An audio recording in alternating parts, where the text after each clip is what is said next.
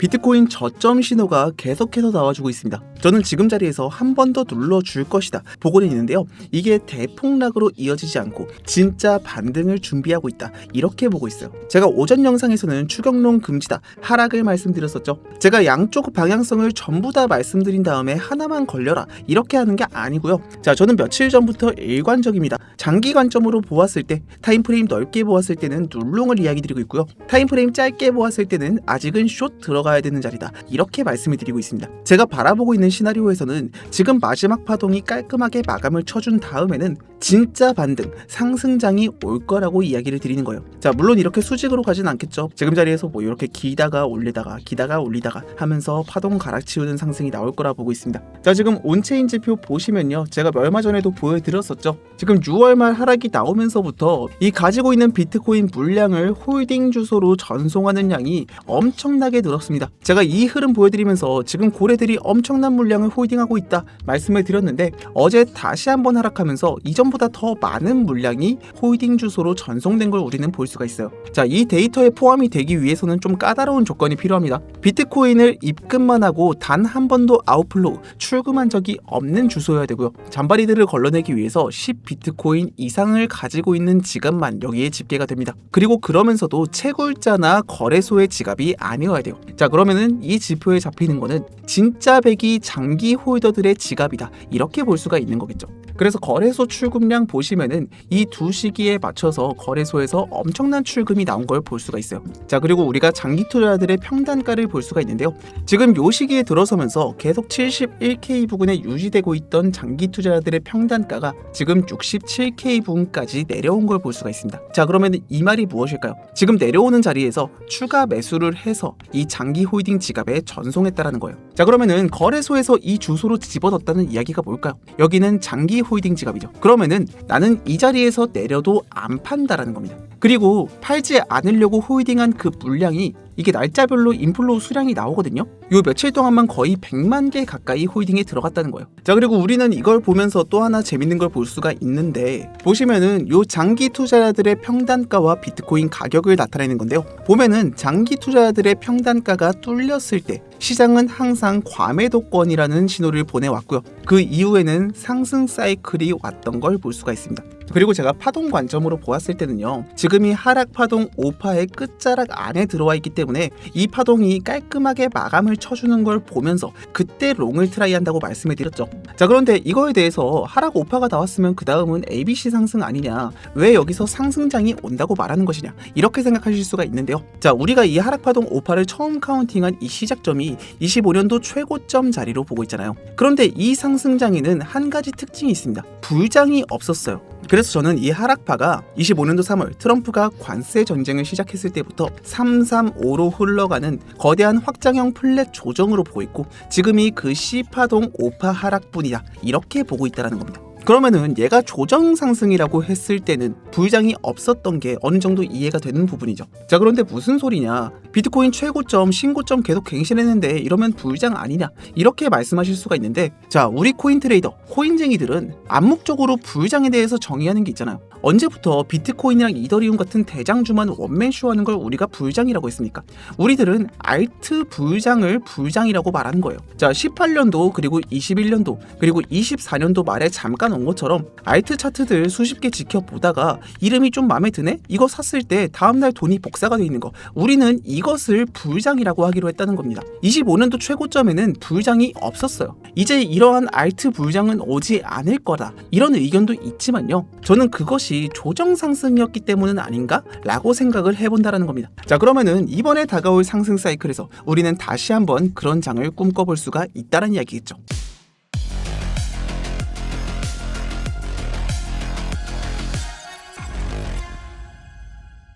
안녕하십니까. 정석적인 근거로만 매매하는 차트 전문가 정석입니다. 영상 보다가 마음에 안 들면 나중에 취소하셔도 좋으니까요, 시작하기 전에 좋아요 한 번씩만 부탁드리면서 바로 시작해 보도록 하겠습니다. 자, 차트 보도록 하겠습니다. 자, 현재 자리부터 보도록 할게요. 최근 제 관점은 일관적입니다. 지난번 영상에서도 저는 한 번 더 올려줄 수는 있지만 이전 고점 초크 따지 못하고 내려앉으면서 전저점을 갱신할 거다, 이렇게 말씀드렸고요. 제가 오늘 오전에 올려드렸던 영상 보신다 하더라도 지금 나오는 상승 절대로 추격 들어가지 마 마셔라 이렇게 말씀을 드렸죠. 자, 그래서 제가 생각하고 있는 마지막 오파 카운팅 28일부터 보고 있는데요. 자, 28일부터 지금 3개 파동으로 흘러가고 있는 것처럼 보이는데 지금 자리가 3파 안에서 ABC로 나오고 있는 건지 아니면은 3파 카운팅이 끝났고 지금이 4파 진행 중인지 요거는 차트 흐름을 좀 더 지켜봐야 될 것 같은데 이게 4파라고 하면은 한 번 더 올려줄 수는 있을 것이고요. 이게 3파라고 하면은 전저 부수는 하락이 한 번 더 나와줄 것이다 이렇게 보고 있습니다. 자, 요런 세부 카운트는 결국엔 나와보기 전에는 의미가 없죠.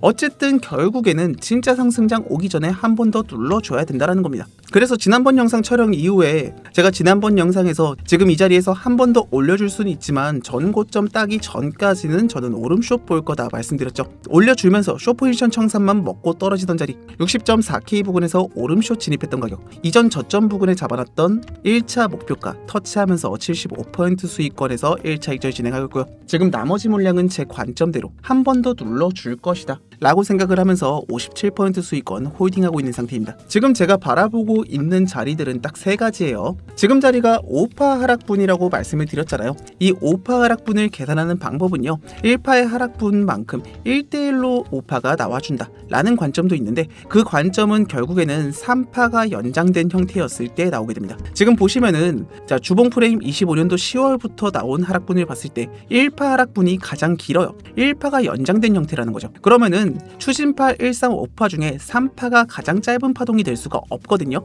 이렇게 되면은 1파가 이미 3파보다 길기 때문에 마지막 5파는 3파보다도 짧은 형태가 나와준다라는 얘기가 됩니다. 자, 그럼 마지막 5파동 내에서 이 하락분을 보도록 할게요. 자, 마지막 5파동 내에서 세부 파동 보시면은 1파 대비 2.618 자리까지 3파가 연장된 형태가 나오고 있어요. 자, 그럼 우리들은 피보나치 확장을 통해서 5파의 하락분을 볼 수가 있는데요. 자, 보시면은 기본적으로 0.382 구간에서 추세가 확장되었을 때 0.618 자리까지 볼 수 있습니다. 자, 그러면은 382는 58K 부근이고요. 618은 52K 부근에 있는 걸 볼 수가 있죠. 그리고 지금 마지막 파동에서 4파까지 카운트가 되었으니까 자, 마지막 파동에서도 이걸 계산해 보시면은 넓은 프레임의 382선은 겹쳐 있는 걸 볼 수가 있고요. 자, 618 자리는 55K까지 있는 걸 볼 수가 있어요. 자, 이렇게 되면은 지금 파동이 마감하는 자리에서 한 번 더 연장되는 하락이 나온다고 하더라도 우리가 받아볼 수 있는 자리들이 3가지가 구체적으로 보이기 시작한다는 겁니다. 자, ICT 관점으로 보았을 때는 지금 BS로 이컬로 전부 다 회수가 되었기 때문에 ICT 관점으로는 내부 유동성을 먹으러 가야 되는 자리다 이렇게 보고 있고요. 자, 이게 봤을 때 지금 많은 분들이 24년도에 있는 이러한 FEG나 오더블럭들을 보면서 참고하고 있는데 사실상 이때 있었던 매물대가 지금도 유효할까? 라는 생각이 들기는 해요. 그래서 이런 자리들이 유효하다라는 것은 이걸 보고 있는 사람들의 심리적인 매물대다 이렇게 보고 있습니다. 적어도 이 저점 따면 사야지 라는 정도로 해석을 하고 있다는 거예요. 자, 그렇게 되면은 지금 정성님이 바라보고 있는 자리가 57K, 55K,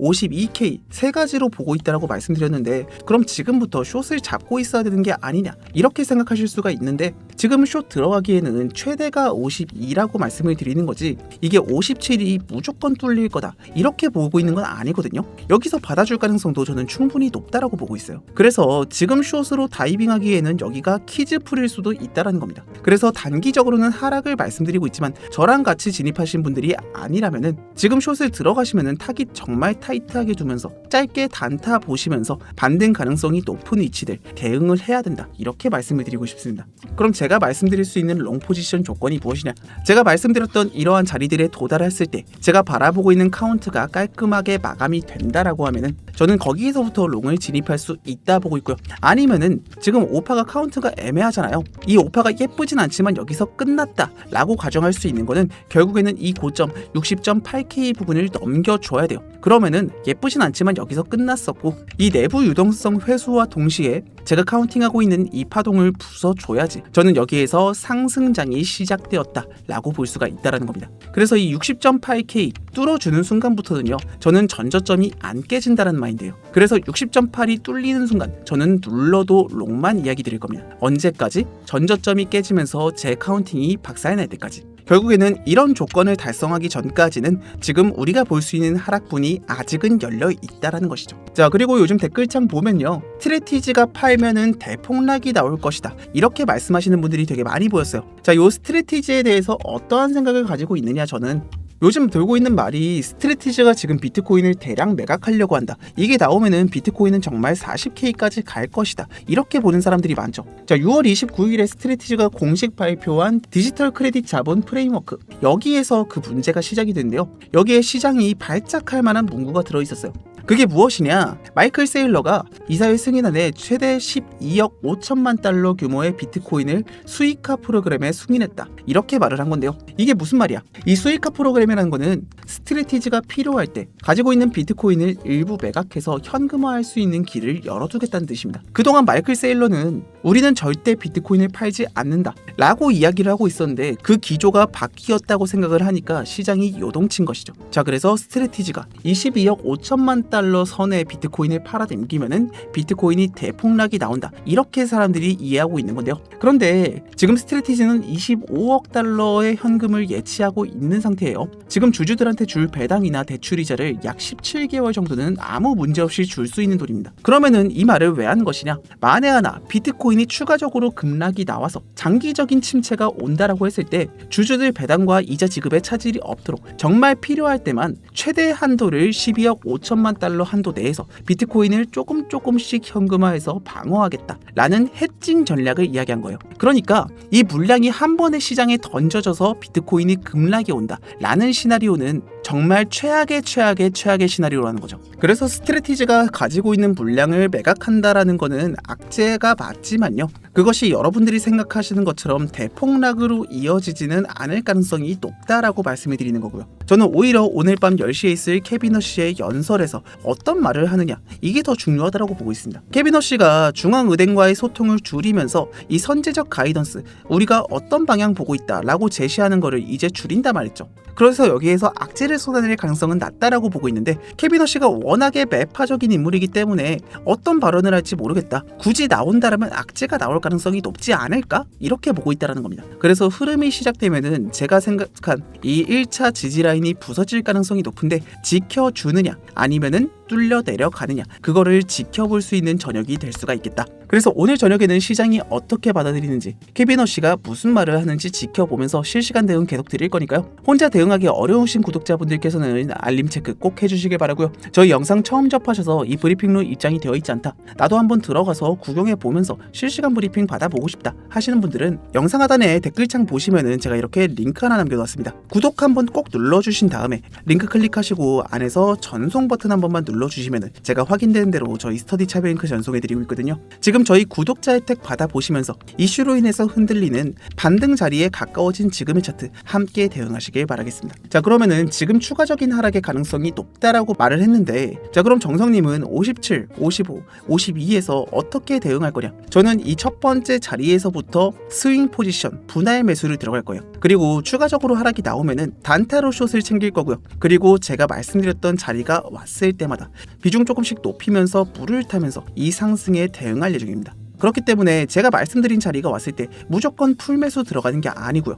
우리가 짚어볼 수 있는 자리들이 명확하게 나와 있고, 이런 자리들 지금 호가창 한번 보시면요, 제가 말씀드렸던 이런 구간들 왔을 때 비중을 낮추고 조금씩 모아 나가면서, 자, 스윙이나 현물 포지션은 조금씩 모아 나가는 거고요. 추가적인 하락이 나올 때 단타로 그 리스크 관리를 하면서 우리들은 곧 있을 반등장에 준비를 해야 된다는 겁니다. 오늘 제 관점과 전략에 동의하시고 도움이 되었다 생각하시는 분들께서는 댓글창에 굿이라고 한마디만 남겨주시면서 응원의 댓글 한 번씩만 부탁드리도록 하겠습니다. 자, 오늘 제가 준비한 영상 여기까지입니다. 지금 하락파동 정말 마지막 자리입니다. 제가 롱무새가 되는 날이 얼마 남지 않았어요. 그런데 이런 끝자락에 왔을 때는 어떠한 이슈 핑계를 대든 어떠한 핑계로든 결국 위아래로 엄청나게 흔들어주는 장이 나올 겁니다. 결국에는 우리가 살아남기 위해서는 차트 위에 자신만의 기준을 정확히 세워놓고 그 안에서 기다리면서 매매를 한다라고 하면은 어떤 흐름이 나온다고 하더라도 결국에는 살아남을 수가 있다라는 말이고, 내가 설정해준 내 기준, 내 자리 오지 않고 간다라고 했을 때 이런 거 너무 아까워하시고 조급하게 들어가시면은 결국에는 몇 번은 이득으로 마감할 수 있어도 크게 한 번 잃을 때가 있을 겁니다. 그래서 내 기준을 정확히 세우는 게 정말 중요하다 말씀을 드리고 싶고요. 오늘 영상 도움이 되셨다면 구독과 좋아요 한 번씩만 부탁드리도록 하겠습니다. 자, 저는 영상 촬영 이후에 저희 스터디에서 실시간 대응으로 이어서 도와드릴 거고요. 혼자 대응하기 어렵다 하시는 분들은 저희 스터디 함께 하시면서 제 관점 참고하시면 좋을 것 같습니다. 지금까지 차트 전문가 정석이었습니다. 감사합니다.